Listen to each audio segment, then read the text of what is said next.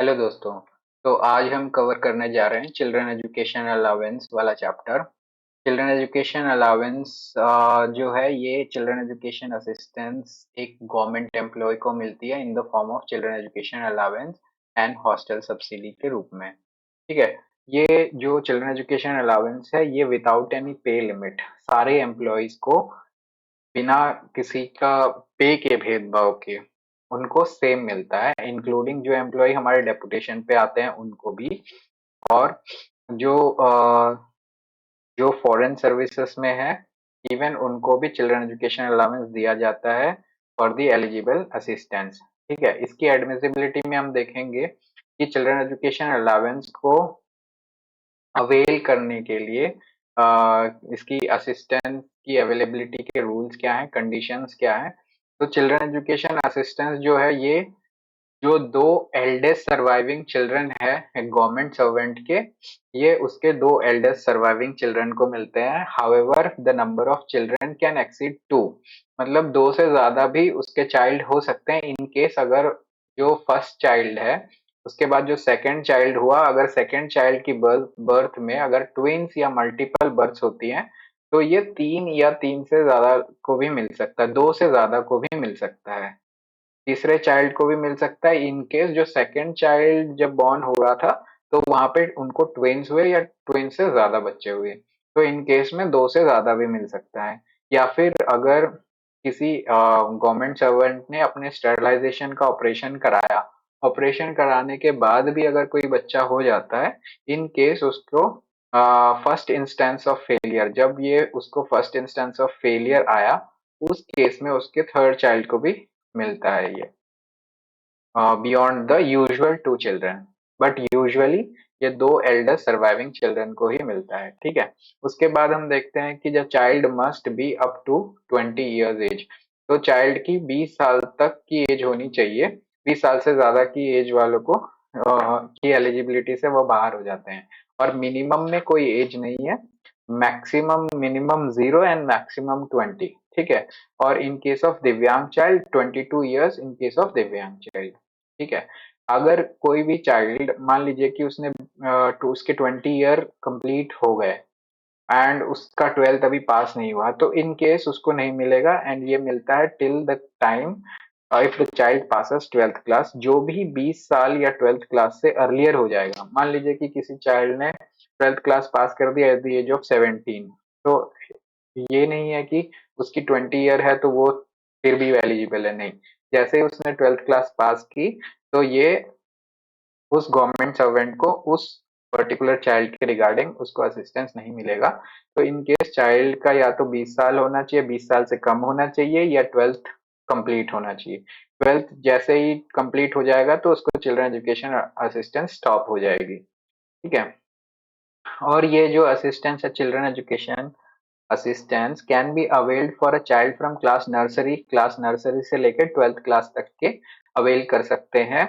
और जो क्लासेस 11 12 अगर किसी किसी स्कूल में 11th and 12th classes juniors colleges वगैरह में होती हैं तो ये वो जो 11th and 12th classes held by junior colleges तो वो भी क्लेम कर सकते हैं। ठीक है। जो चिल्ड्रन एजुकेशन अलावेंस है ये मिलता है children studying through correspondence also.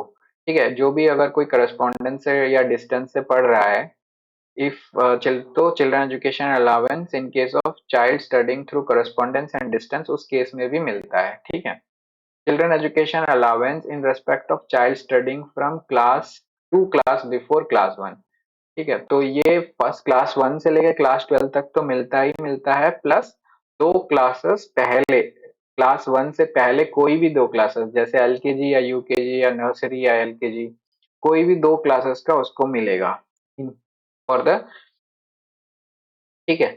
And initial 2 year, मान लीजिए कि 12th किसी बच्चे ने 10th करी उसके बाद उसने डिप्लोमा करने चला गया, तो उस केस में अगर कोई बच्चा 10th के बाद डिप्लोमा करने चला जाता है तो उसके जो शुरू के 2 साल होते हैं, मान लीजिए कि डिप्लोमा कोर्स 3 साल का है, तो उस केस में जो उसके शुरू के 2 साल होते हैं तो उस केस में उसको शुरू के 2 साल में का जो गवर्नमेंट एम्प्लॉय है उस बच्चे के रिगार्डिंग क्लेम कर सकता है, प्रोवाइडेड जो उसने है 10th क्लास के बाद कोई 11th 12th के लिए उसने कोई रिम्बर्समेंट नहीं लिया।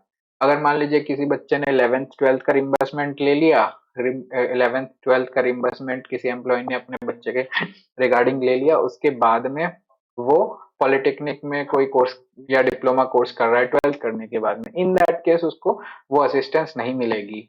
Assistance will be allowed only when, कि जब क्लास 10th उसने खत्म करी, क्लास 10th खत्म करने के बाद में सीधा डिप्लोमा या कोई सर्टिफिकेट कोर्स करने चला गया फ्रॉम पॉलिटेक्निक, आईटीआई या इंजीनियरिंग कॉलेजेस से, तो उस केस में उसको शुरू के 2 साल का में चिल्ड्रन एजुकेशन असिस्टेंस वो क्लेम कर सकता है। उसके बाद in case of child studying in nursery, अगर कोई बच्चा नर्सरी में पढ़ता है और वो not affiliated to board of education है, तो उसको नहीं मिलेगा, provided if the school is reimbursement will be allowed. वो तभी अलाउड होगा if school is recognised school. अगर कोई स्कूल किसी बोर्ड से रिकॉग्नाइज्ड नहीं है, किसी नॉट एफिलेटेड टू बोर्ड, किसी बोर्ड से एफिलेटेड नहीं है, इनके स्कूल को रिकॉग्नाइज्ड होना पड़ेगा। रिकॉग्नाइज्ड का मतलब क्या है, या तो वो गवर्नमेंट स्कूल होना चाहिए, या फिर कोई इंस्टीट्यूशन है जो कि गवर्नमेंट एडेड है या नहीं उससे कोई फर्क नहीं पड़ता, बट वो central government, state government, UT administration, university या किसी भी बोर्ड से, board of education of authority उस जो उस एरिया की है उससे रिकॉग्नाइज्ड होना चाहिए। तो अगर वो रिकॉग्नाइज्ड नहीं होता है, तो इन केस उस केस में उस बच्चे को reimbursement of children education allowance नहीं मिलेगा। उसके बाद आता है इन केस ऑफ दिव्यांग चाइल्ड। अगर कोई दिव्यांग चाइल्ड है और वो किसी एजुकेशन इंस्टीट्यूशन में स्टडी कर रहा है, तो उस केस में उसका जो इंस्टीट्यूशन है, तो या तो वो अप्रूव्ड होना चाहिए बाय द सेंट्रल गवर्नमेंट या UT government, central government, state government या यूटी एडमिनिस्ट्रेशन से, या फिर उसको जो फीस मिलती है वो अप्रूव्ड होनी चाहिए any of the above authorities. मतलब सेंट्रल गवर्नमेंट या स्टेट गवर्नमेंट या यूटी एडमिनिस्ट्रेशन से उसकी फीस अप्रूव्ड होनी चाहिए। अगर फीस भी अप्रूव्ड है तो divyang child is eligible to claim the children education allowance. ठीक है। उसके बाद हम देखते हैं कि कोई सेंट्रल गवर्नमेंट एम्प्लॉई है जो कि सिटीजन ऑफ इंडिया नहीं है, वो citizen of Nepal and Bhutan है। तो उस केस में अगर उसके बच्चे जो है नेटिव प्लेस में पढ़ रहे हैं उसके, तो उस केस में जो reimbursement of children education allowance उनको दिया जाएगा, बट उनसे एक सर्टिफिकेट ऑब्टेन किया जाएगा जो कि कंसर्न्ड इंडियन मिशन स्कूल जो देता है, वो है that the school is recognise. तो जो इंडियन मिशन है वो एक रिकॉग्नाइज स्कूल का recognise that school is recognised by the education authority करके एक सर्टिफिकेट दिया जाएगा। वो सर्टिफिकेट उनको प्रोवाइड करना पड़ेगा for the jurisdiction of that area. ठीक है। तो जब वो सर्टिफिकेट प्रोवाइड करेंगे तो वो भी चिल्ड्रन एजुकेशन अलाउंस को क्लेम कर सकते हैं। इसमें जो चिल्ड्रन एजुकेशन अलाउंस के लिए हम नेक्स्ट पॉइंट देखेंगे, the reimbursement of children education allowance shall children education allowance hostel self study shall have no nexus. इसका कोई नेक्सस नहीं होता performance of the child in that class.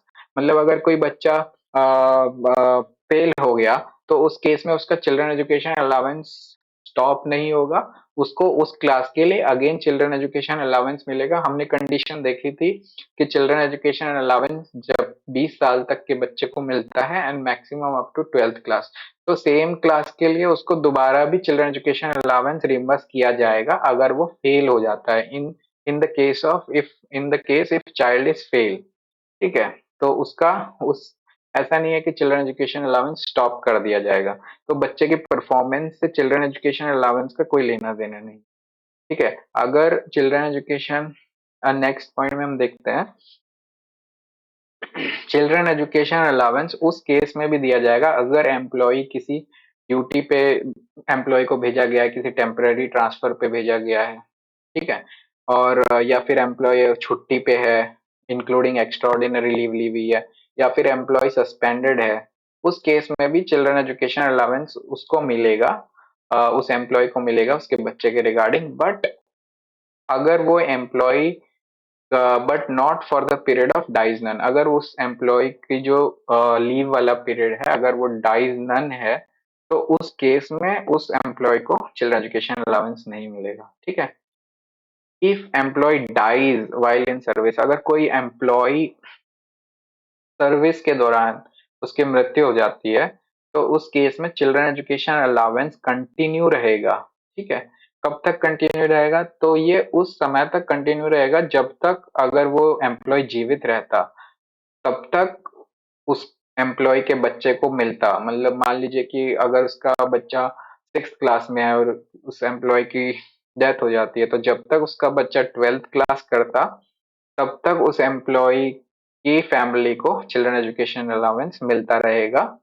ठीक है, लेकिन उसमें कंडीशन ये है कि जो उसके स्पाउस है, उसको she is not employed with the central government. ठीक है, उसको central government, state government, semi government organisation या पीएसयू या एटोनॉमस बॉडी में कोई जॉब नहीं होनी चाहिए। अगर वो प्राइवेट में कुछ काम कर रही है तो इन दैट केस देख, तो वो उसको चिल्ड्रन एजुकेशन अलाउंस मिलता रहेगा। लेकिन जैसे ही वो central government, semi government organisation में उसको जॉब लगती है, इन दैट केस तो वो उसका चिल्ड्रन एजुकेशन अलाउंस स्टॉप हो जाएगा, और जो भी उस गवर्निंग बॉडी है जो उसके स्पाउस को है, वहां से उसको चिल्ड्रन एजुकेशन अलाउंस अगर वहां पे अलाउड है तो वो मिलेगा। ठीक है, if the payment made by the office if the government servant are working prior to his death. तो इसको जो पेमेंट मिलेगी गवर्नमेंट एम्प्लॉय को, गवर्नमेंट सर्वेंट के जो डेथ हो जाती है उस केस में, जो उनकी फैमिली को जो रिम्बर्समेंट मिलेगा, तो ये क्लेम जो गवर्नमेंट सर्वेंट जिस ऑफिस में पहले सर्विस दे रहा था, उसी ऑफिस से उसको उसकी पेमेंट की जाएगी। ओके, ठीक है। फिर नेक्स्ट आ जाते हैं हम, employ ceases to be a government servant due to retirement. तो कोई एम्प्लॉय की सर्विस खत्म हो जाती है, रिटायरमेंट हो जाती है, डिस्चार्ज हो जाता है, या डिसमिसल या रिमूवल कर दिया जाता है सर्विस से, उस केस में तो उसके बच्चे को रिम्बर्समेंट कब तक मिलेगी? तो उसके बच्चे को रिम्बर्समेंट मिलेगी टिल द मान लीजिए कि मिडिल ऑफ एकेडमिक ईयर वो रिटायर या डिस्चार्ज हो जाता है, तो जब तक वो एकेडमिक ईयर खत्म नहीं होता, available till the end of the academic year. मान लीजिए कि किसी का दिसंबर में रिटायरमेंट हो गया, तो उसको मार्च तक, यूजुअली एकेडमिक ईयर मार्च तक रहता है, तो मार्च तक का रिम्बर्समेंट उस एम्प्लॉय को मिलेगा।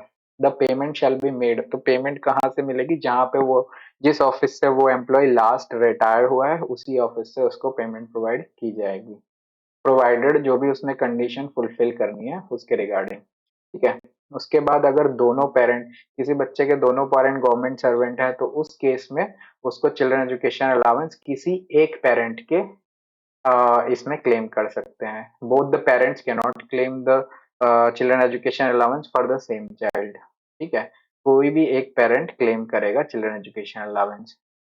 ठीक है, उसके बाद आता है चिल्ड्रन एजुकेशन अलाउंस का रेट क्या होता है। तो चिल्ड्रन एजुकेशन अलाउंस का जो रेट है वो मिलता है 2250 पर मंथ, फिक्स्ड पर चाइल्ड। ठीक है, ये एक बच्चे का है, 2250 पर मंथ मिलेगा। ठीक है, इसका एक्चुअल एक्सपेंडिचर से कोई लेना देना नहीं है, irrespective of the actual expenditure. ठीक है, तो एक्सपेंडिचर आप कितना ही पे कर रहे हैं, भले ही आप 100 रुपया या 200 रुपया भी पे कर रहे हैं चिल्ड्रन एजुकेशन के ऊपर या उसकी स्कूल फी के ऊपर, तो आपको 2250 फिक्स मिलेगा। ठीक है, इन केस ऑफ दिव्यांग चाइल्ड, अगर दिव्यांग चाइल्ड है कोई, तो उस केस में तो ये जो अमाउंट है 2250, ये नॉर्मल रेट से बढ़कर 4500 हो जाएगा। ठीक है, ये हमारी कंडीशंस हैं, लेकिन ये जो रेट है अभी 2250 और 4500, ये 25% से बढ़ जाएंगे जब जब हमारा डीए 50% से इंक्रीज हो जाएगा। ठीक है, अभी करंट रेट डीए का 42% चल रहा है। इन केस जैसे ही डीए इंक्रीज हो जाता है, क्रॉस करता है 50%, तो ये जो अबाव अमाउंट है 2250, ये 25% से इंक्रीज हो जाएंगी। ओके, उसके बाद आता है कि ये claim of children education allowance हम कब कर सकते हैं? तो ये साल में एक बार कर सकते हैं, वंस इन ईयर। जैसे ही हम आपका फाइनेंशियल ईयर खत्म होता है, फाइनेंशियल ईयर के स्टार्टिंग में, once in year after completion of financial year, तो चिल्ड्रन एजुकेशन अलाउंस क्लेम कर सकते हैं।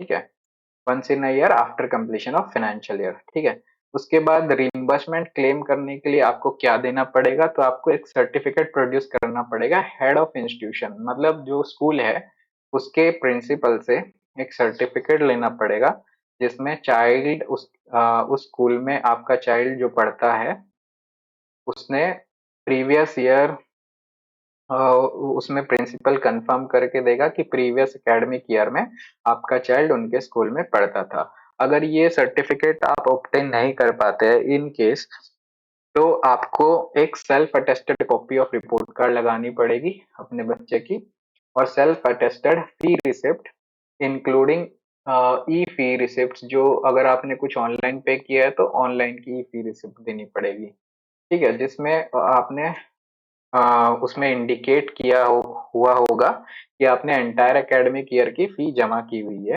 Can produce in support of the claim. ठीक है, ये उसके क्लेम के सपोर्ट में प्रोड्यूस करनी पड़ेगी। ठीक है, note the academic year means 12 months for complete academic session.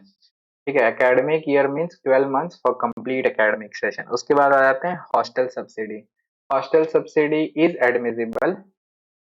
तो हॉस्टल सब्सिडी क्या है? जैसे हमें चिल्ड्रन एजुकेशन अलाउंस मिलता है एक चाइल्ड के एजुकेशन के लिए, वैसे ही हॉस्टल सब्सिडी प्रोवाइड की जाती है उन गवर्नमेंट एम्प्लॉय के उन बच्चों के लिए जो एक हॉस्टल में रह करके पढ़ाई कर रहे हैं। तो ये जो hostel subsidy and children education allowance है, ये दोनों क्लेम कर सकता है एम्प्लॉय अगर उसका बच्चा रेसिडेंशियल स्कूल में पढ़ रहा है।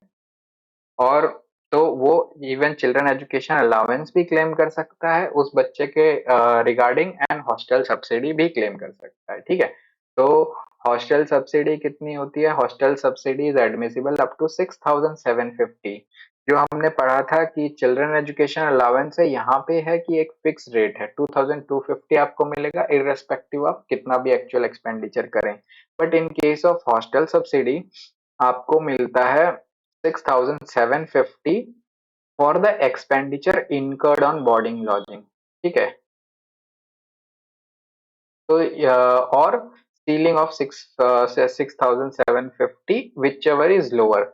ठीक है, जो आप एक्चुअल एक्सपेंडिचर करते हैं वो मिलेगा, या फिर 6,750 मिलेगा, जो भी कम होगा। मान लीजिए कि आपने 6,000 रुपये खर्चा for the boarding and lodging. ठीक है, तो अगर आपने 6,000 रुपये खर्चा तो आपको सिर्फ 6,000 पर मंथ का ही मिलेगा। जो भी आपने फी पे की है उस फी में बोर्डिंग एंड लॉजिंग का अमाउंट अलग से मेंशन होगा।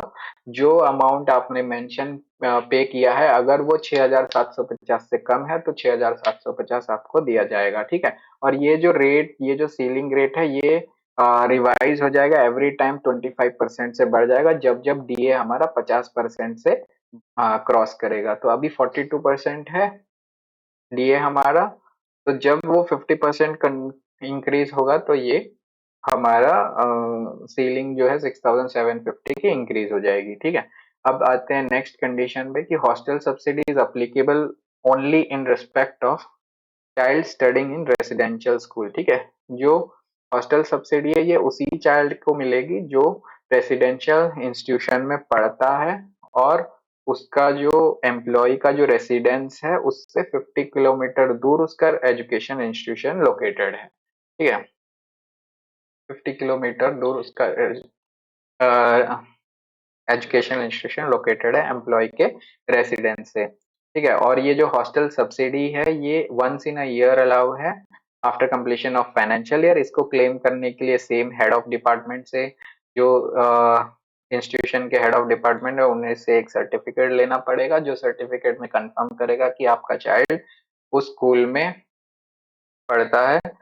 And during previous academic year amount of expenditure जो गवर्नमेंट सर्वेंट ने बोर्डिंग लॉजिंग के बिहाफ पे किया है वो उस सर्टिफिकेट में मेंशन होगा। इन केस अगर एम्प्लॉय ये सर्टिफिकेट नहीं ले पाता है तो उसको self attested copy report card की लगानी है, ओरिजिनल फी रिसिप्ट लगानी है, जिसमें एक्सपेंडिचर इनकर टुवर्ड बोर्डिंग लॉजिंग अलग से मेंशन होगा।